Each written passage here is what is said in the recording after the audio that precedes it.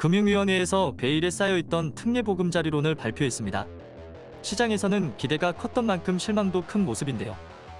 먼저 특례보금자리론이 나타난 배경부터 알아보겠습니다. 흔들리는 금리에 행복까지 흔들려선 안 되니까. 2022년 광고 모델 섭외 1순위 이상한 변호사 우영우, 박은빈 배우까지 광고 모델로 내세우며 변동금리 주택담보대출을 장기 고정금리로 갈아타게 해주는 안심전환대출이 저조한 성적으로 흥행에 실패했습니다. 이에 정부는 신청 범위를 훨씬 넓힌 특례보금자리론을 올해 1년간 한시적으로 도입한다고 밝혔는데요. 애초 올해 출시될 예정이었던 일반형 안심전환대출과 적격대출, 보금자리론 등 세 가지를 통합해 더 많은 사람에게 혜택이 돌아가도록 한다는 취지입니다. 금융위가 발표한 특례보금자리론은 기존의 보금자리론과 일반형 안심전환대출, 적격대출 등을 통합한 개념인데요. 오는 30일부터 신청을 받습니다. 주택구매나 기존 대출 상환, 임차보증금 반환 용도로 4%대 고정금리로 대출해주는 정책 상품입니다. 가장 눈에 띄는 건 대출 자격에서 소득 요건을 없앤 겁니다. 지원받을 수 있는 주택 가격 상한은 기존 6억에서 9억으로 늘렸고 최대 5억까지 대출받을 수 있습니다.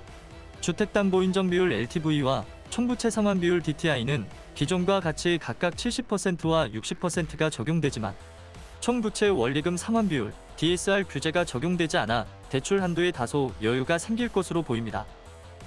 특례보금자리론의 예상 평균 금리는 4.65%로 평균 5%대인 시중 변동금리 주택담보대출보다 낮습니다. 기본금리는 4.75%에서 5.05%지만 주택가격 6억 이하면서 부부합산소득 1억 이하라면 우대형 금리를 적용받고 여기에 저소득 청년, 신혼가구 등 추가 우대를 최대한 받을 경우 3.75%까지 떨어질 수 있다고 합니다. 무주택자뿐 아니라 대출을 갈아타려는 1주택자도 신청할 수 있고 2년 내 기존 주택 처분 조건으로 일시적 2주택자도 대출받을 수 있습니다. 특례보금자리론 공급 한도는 39조 6천만 원으로 1년 동안 한시적으로 운영되고 대출 실행까지는 한도심사 등 절차를 거쳐 30일 정도 소요됩니다.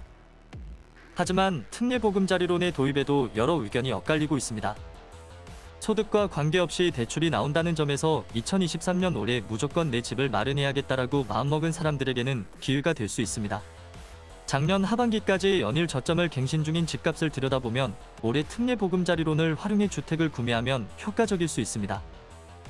하지만 다른 측면에서는 정책의 효과가 그렇게 크지 않을 것이라는 우려 또한 존재합니다.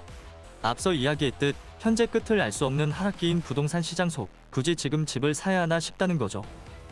그리고 특례보금자리론에서 내세우고 있는 4%대의 이자, 우대금리 적용 시 3.75%에서 4.05%까지 대출금리가 인하될 수 있다고 하는데 과연 실효성이 있을지 의문입니다. 특례보금자리론의 예상 평균 금리는 4.65%인데 시중금리가 이미 치솟고 있는 상황 속 특례보금자리론을 이용해 대출 시나리오를 살펴보겠습니다.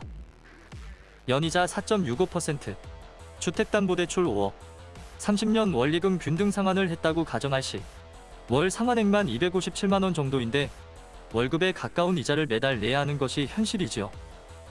여기에 집값은 계속해서 하락 중인데 과연 지금 집을 사는 것이 맞는 걸까 하는 회의적인 시각도 존재합니다.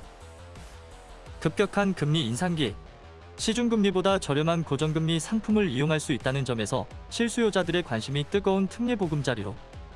과연 현 정부의 성공한 부동산 정책으로 역사에 기록될 수 있을까요? 그리고 정부가 내세운 5%에 가까운 금리, 과연 서민들이 견딜 수 있을까요? 사소한 부동산의 작은 이야기, 사부작이었습니다.